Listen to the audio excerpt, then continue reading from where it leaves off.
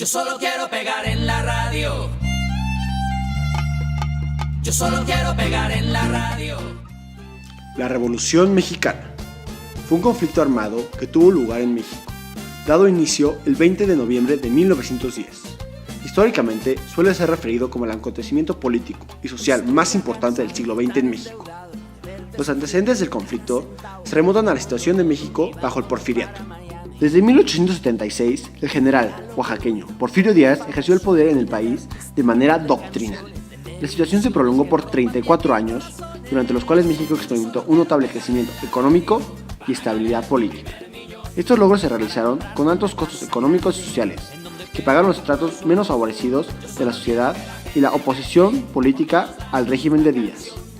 Durante la primera década del siglo XX, estallaron varias crisis en diversas esferas de la vida nacional, que reflejaban el creciente descontento de algunos sectores con el porfiriato.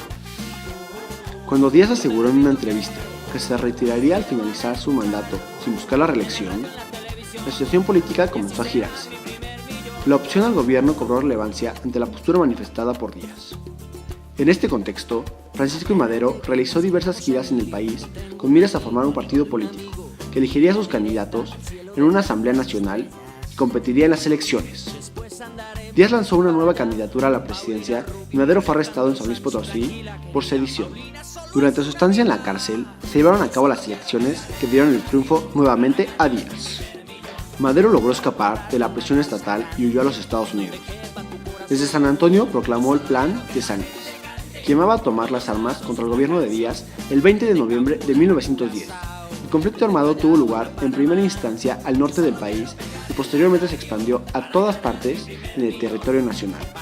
Una vez que los sublevados ocuparon Ciudad Juárez, Porfirio Díaz presentó su renuncia y se exilió en Francia. En 1911 se realizaron nuevas elecciones en las cuales resultó electo Madero. Desde el comienzo de su mandato tuvo diferencias con otros líderes revolucionarios que provocaron el levantamiento de Emiliano Zapata y Pascual Orozco contra el gobierno maderista. En 1913, un movimiento contrarrevolucionario encabezado por Félix Díaz, Bernardo Reyes y Victoriano Huerta dio un golpe de estado. El levantamiento militar, conocido como Decena Trágica, terminó con el asesinato de Madero, su hermano Gustavo y el vicepresidente Pino Suárez. Huerta asumió la presidencia, lo que ocasionó la reacción de varios jefes revolucionarios, como Venustiano Carranza y Francisco Villa.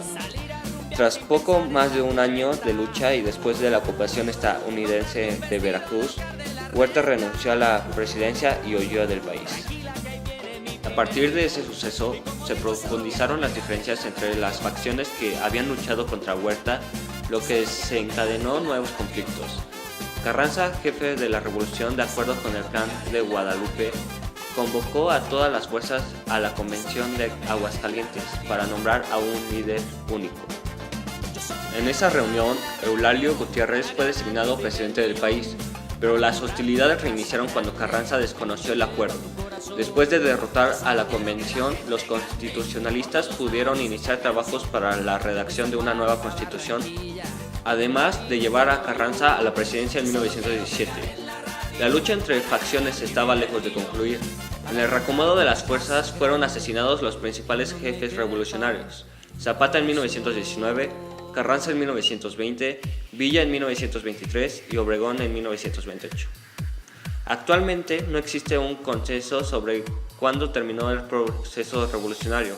Algunas fuentes lo sitúan en el año de 1917, con la proclamación de la Constitución mexicana. Mientras tanto, el ejército revolucionario se dividió en dos facciones, una encabezada por Carranza y Obregón, moderada y vinculada con los intereses de la burguesía norteña, y la otra con Zapata y Villa, más radicales y vinculados con los intereses de los campesinos. Los vencedores fueron los primeros.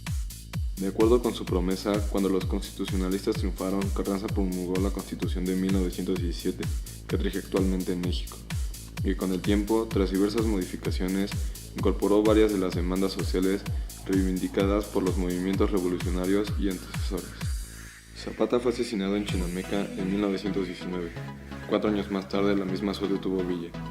Con la llegada de Obregón al poder en 1920, varios de los artículos constitucionales fueron puestos en vigor. Para reconstruir la economía, desincautó la banca y aceptó que el Comité de Banqueros Internacional iniciara negociaciones para que México pagara su deuda externa. Asimismo, encargó la educación a José Vasconcelos, quien al frente de la Secretaría de Educación Pública hizo una importante labor. Obregón fue sucedido en el cargo por Plutarco Elías Calles, quien al poner en vigor el artículo 33 de la Constitución desató la Guerra Cristera, que enfrentó a los católicos contra el Ejército Federal. Calles fundó el Banco de México al final de su periodo. Obregón se religió, pero fue asesinado en San Ángel antes de tomar posesión. El último día de su mandato, Calles formó en papel al Partido Nacional Revolucionario.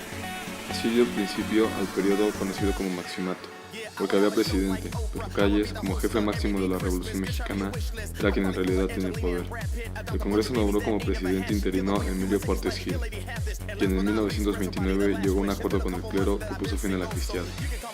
Además, tomó las medidas necesarias para que el PNR, primer antecedente del Partido Revolucionario Institucional, funcionara como partido político y enfrentó los primeros efectos de la crisis de 1929.